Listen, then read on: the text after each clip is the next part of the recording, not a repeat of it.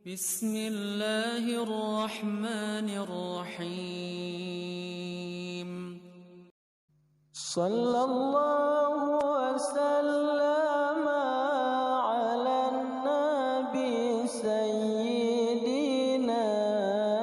محمد وآله وصحبه أجمعين صلى الله وسلم على النبي سيدنا محمد وآله وصحبه أجمعين صلى الله وسلم على النبي سيدنا محمد وآله وصحبه أجمعين. Like, comment, and subscribe. Bye. Assalamualaikum warahmatullahi wabarakatuh.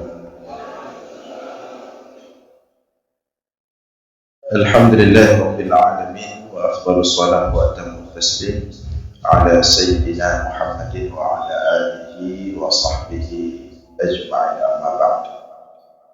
Puji beserta syukur senantiasa selalu kita persembahkan kepada Allah Subhanahu wa taala atas segala limpahan rahmat, karunia dan nikmatnya kepada kita semua. Salawat berikan salam juga kita sampaikan kepada baginda Rasulullah sallallahu alaihi wasallam, dan seluruh keluarga dan sahabat-sahabatnya sekalian. Yang mulia Abu Imam Syekh, masjid yang kita cintai ini, wakil Abu Imam Syekh, serta seluruh majelis imam yang kita muliakan dan hormati, ketua BKM serta seluruh jajaran BKM, kemudian yang kita hormati Bapak Kadis Syariah Islam Haji Besar serta seluruh SKPA yang berhadir dalam lingkungan pemerintah Haji Besar. Kemudian yang kita muliakan juga kita Ustaz Zul Arafah, pimpinan Majelis Safari Subuh Arafah, dan beserta seluruh para alim ulama, para guru-guru sadis yang berhadir bersama kita pada subuh yang sangat indah ini, dan juga terutama tentu pada seluruh hadirin jamaah depan masjid dan jamaah Arafah dan semua yang berhadir. Dalam kesempatan yang mulia ini, mari kita lihat salah satu surah dalam Al-Quran, surah terpendek dalam Al-Quran yang jumlahnya cuma 3 ayat. Tetapi surah ini merupakan suatu motivasi besar, penyemangat besar, terutama bagi Rasulullah SAW dan kemudian juga bagi kita semua umatnya. Surah itu bernama surah Al-Kautsar, disebut atau juga disebut dengan surah An-Nahl. Disebut surah Al-Kautsar karena di dalamnya dimulai dengan penyebutan Al-Kautsar, inna a'tainaka al-kautsar. Disebut juga dengan surah An-Nahl karena di dalamnya juga ada kata wanhar fasalli li rabbika wanhar. Nah, surah ini cuma 3 ayat ya. Bismillahirrahmanirrahim, inna a'tainaka al-kautsar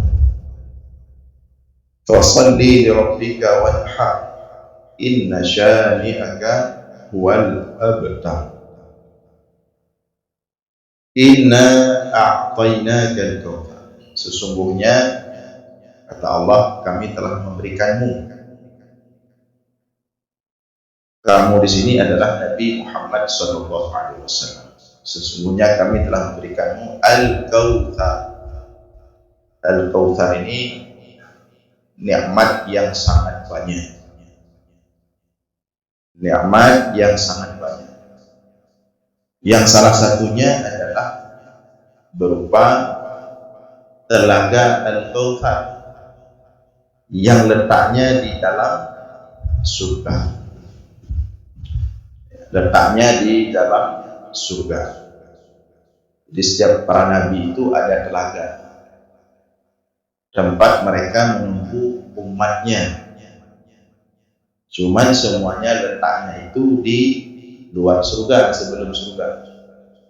Jadi semua nabi, semua rasul yang punya umat itu semua akan menunggu umatnya di akhirat di telaga masing-masing. Namanya haud. Dan itu salah satu perkara iman yang wajib kita imani. Haud. Likulli nabiyyin haudun. Setiap nabi itu ada telaga. Termasuk nabi kita Nabi Muhammad SAW juga ada haud, ada telaga. Letaknya sebelum surga. Adapun Al-Kautsar ini telaga khusus lagi yang Allah berikan kepada Nabi Muhammad SAW, kepada yang Allah berikan kepada Rasulullah di dalam surga. Al-Kautsar. Jadi Rasulullah punya dua nanti, telaga haud namanya di luar surga menunggu umatnya. Kemudian Al-Kautsar itu lebih istimewa, yaitu di dalam surga. Nah, yang pertama di sini dan berkaitan dengan asbabun nuzul surat ini. Pertama, bagaimana kita bisa melihat di sini hadiah besar Allah kepada Nabi kita sebagai bentuk motivasi. Karena kalau kita lihat asbabun nuzul surat ini, itu Rasulullah mendapatkan tekanan yang luar biasa dari orang-orang musyrik, dari orang-orang yang tidak beriman. Rasulullah mendapatkan tekanan yang luar biasa, dihina, diejek, dicaci. Salah satunya itu misalnya oleh Al-As bin Wa'il yang mengatakan bahwa Muhammad itu tidak akan bertahan lama. Dia akan terputus. Apa makna terputus di sini? Yang pertama maknanya Muhammad itu tidak akan bertahan lama. Biarkan saja dia berdakwah. Setelah dia mati selesai. Nggak ada yang tahu, nggak ada yang ingat tentang dia. Makna kedua, terputus di sini adalah karena Nabi Muhammad anak laki-laki itu meninggal semua. Anak laki-lakinya meninggal semua. Karena anak agama Nabi meninggal dulu 4 tahun dia Nabi. Terakhir yang meninggal itu Ibrahim, masih bayi. Jadi bagi orang Arab itu dianggap seorang punya anak laki-laki. Nyoni ini nggak kira. Jadi kalau ada orang punya anak perempuan saja, itu disebut dengan al-abtar, terputus, tetap kira mandul, anak-anak agak. Tapi itu budaya jahiliyah. Nah, apalagi yang tidak punya anak sama sekali. Jadi serangan itu terus diangkat oleh orang-orang tidak beriman waktu itu, oleh orang-orang musyrik. Dan itu sifatnya serangan pribadi. Dan itu sangat berat bagi Rasulullah Sallallahu Alaihi Wasallam. Namun Allah tidak meninggalkan nabinya begitu saja sendiri. Maka kita lihat dalam Al-Quran begitu banyak ayat-ayat dan surah, bukan hanya Al-Kautsar ya. Ini Al-Kautsar salah satu penyemangat Rasulullah, motivasi Rasulullah dari Allah. Tapi masih ada ayat yang lain seperti surah Ad-Duha. Surah Ad-Duha itu juga penyemangat Allah kepada Rasulullah, motivasi. Kemudian ada surah Al-Insyirah, Alam nashrah laka sadrak. Itu juga motivasi Allah kepada Nabi Muhammad sallallahu alaihi wasallam.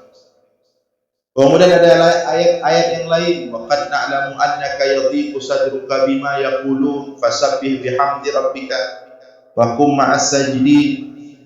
Dan beberapa ayat yang lain tersebar dalam Al-Quran bagaimana Allah memotivasi nabinya Nabi Muhammad sallallahu alaihi wasallam.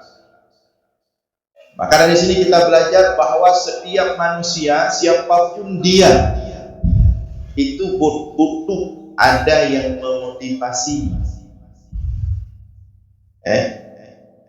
Butuh ada yang memotivasi, terserah. Setingkat Nabi saja, setingkat Nabi Muhammad seorang Rasul yang tentunya secara mental, secara kejiwaan semua sudah diformat oleh Allah sangat kuat sekali, tidak ada tandingannya. Tetapi Rasulullah butuh motivasi, dan itu diberikan oleh Allah terus menerus dalam Al-Quran, baik melalui surat-surat secara khusus atau melalui ayat-ayat tentu yang tersebar dalam beberapa surat dalam Al-Quran. Jadi semua kita manusia butuh motivasi. Anak kecil, anak muda, orang tua semua butuh motivasi. Laki-laki, perempuan sama semua butuh motivasi. Udipnya manusia butuh ada yang menguatkan. Kalau tidak ada yang menguatkan, apalagi serangan terus menerus, cobaan hidup terus menerus, itu bisa berujung ke RSJ. Jangan kita pandang remeh itu. Banyak manusia berjalan di muka bumi, fisiknya tenang, fisiknya sehat, tapi jiwanya telah hilang. Maka di sini para suami perhatikan kembali istrinya, istri juga perhatikan kembali suaminya. Betul-betul mata udip, katikan udip, kagak ada tikan. Mana begah-begah mereka. Apalagi laki-laki. Rasulullah ini kan representatif laki-laki, Rasulullah bagi laki-laki. Makanya rumah sakit jiwa itu paling banyak adalah laki-laki. Beragam. Jarang rumah sakit jiwa urina yang le beragam. Tapi yang tiga mengeluh bad mood, tapi napah je urina. Beragam mana berapa kan, tenang, tiba-tiba kamera hamil gede. Jadi jangan remehkan motivasi. Allah terus motivasi Nabi Muhammad. Pantau dia Allah kada kiban nya tinggal berat betul ni tambah surat nya tinggal berat betul tambah ayat. Demikian juga kita. Makanya Rasulullah mengatakan dalam sebuah hadis, ahabbul a'mal ila Allah, amalan paling dicintai oleh Allah, idkhalus surur fi qalbil mu'min, memasukkan kebahagiaan dalam hati seorang beriman. Itu motivasi maknanya. Amalan ahabul amal, amalan yang paling dicintai oleh Allah itu bukan amalan kecil. Idkhalus surur, memasukkan sedikit rasa bahagia, membuat orang tersenyum. Sebab naura anak gede orang lain senyum, kan hang gede senyum, beban gede berat. Anak kita oleh perumah bapa, yang perumah dia takut lagi hibungnya. Maka datang kita ucapkan satu kata, dua kata, basa-basi, tersenyum. Nya bisa berefek bagi urungnya, bisa jadi betul. Ada yang fikir hana ni solusi. Dia merompak ngendayau karena pencerahan saja. Karena kau fikir di rumah cari fikir boleh, si fikir tak fikir apa? Napahnya. Jadi motivasi yang diberikan oleh Allah kepada Nabi Muhammad SAW melalui Al-Kautsar. Dan memang motivasi di sini bukan hanya motivasi dalam bentuk lisan, dalam bentuk ucapan, tapi langsung ada isinya. Apa itu? Al-Kautsar. Katanya orang yang cik cara motivasi. Baik pegang-pegang mata, semangat ke, putih lemah lagi yo. Pakat dia kopi.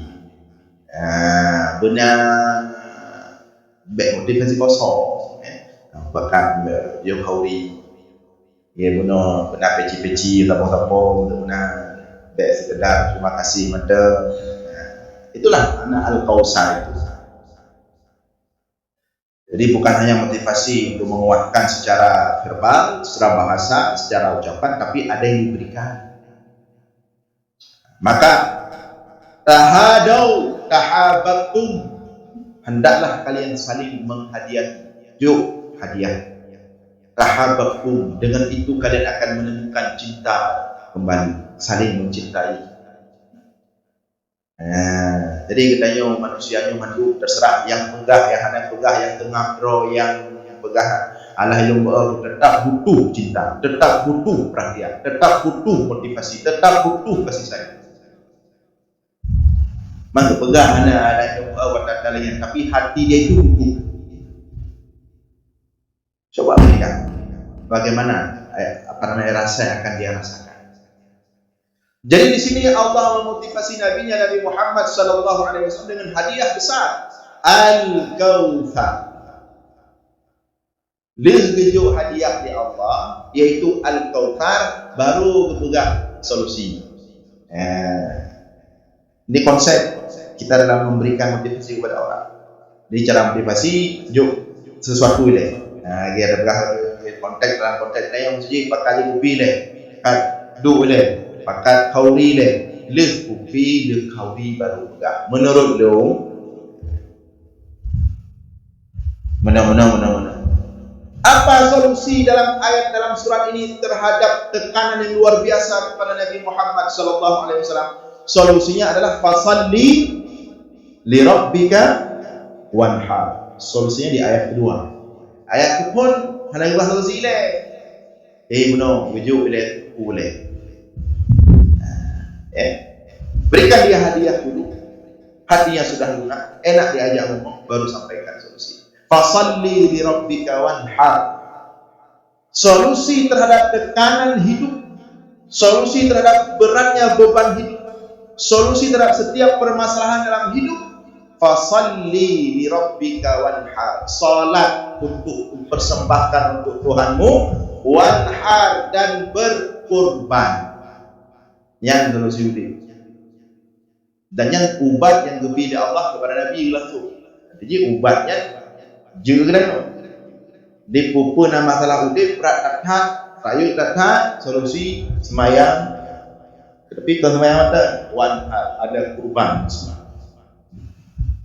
Nah, solat di sini umum. Jadi kalau kita lihat dalam tafsir itu, tafsir Ibnu Katsir, tafsir Al-Qurtubi, solat ini mencakup semua solat, solat fardu, solat sunat. Walaupun nanti ada yang mengatakan ini lebih khusus kepada musim haji, misalnya solat ketika mabit di Muzdalifah, yaitu pada hari nahar, hari kurban, hari 10 Zulhijjah. Itu terserah beda pendapat ulama, ya. Tapi yang pertama solusinya adalah fasalli solat untuk setiap masalah itu. Jadi menyebutnya na persoalan daudib, na masalah daudib, mayang. Mayang, macam-macam semayang, tergantung kondisi. Kalau memang buntu sama sekali, solat hajat. Kalau memang dilema antara dua pilihan di persimpangan, solat istikharah. Kalau persoalannya adalah kejiwaan, misalnya seperti kering sekali, memang ada orang dia secara kebutuhan dunia semua ada, harta, ada pekerjaan bagus, istri, semua anak-anak lengkap semua, tapi dia seperti gersang. Terima kasih.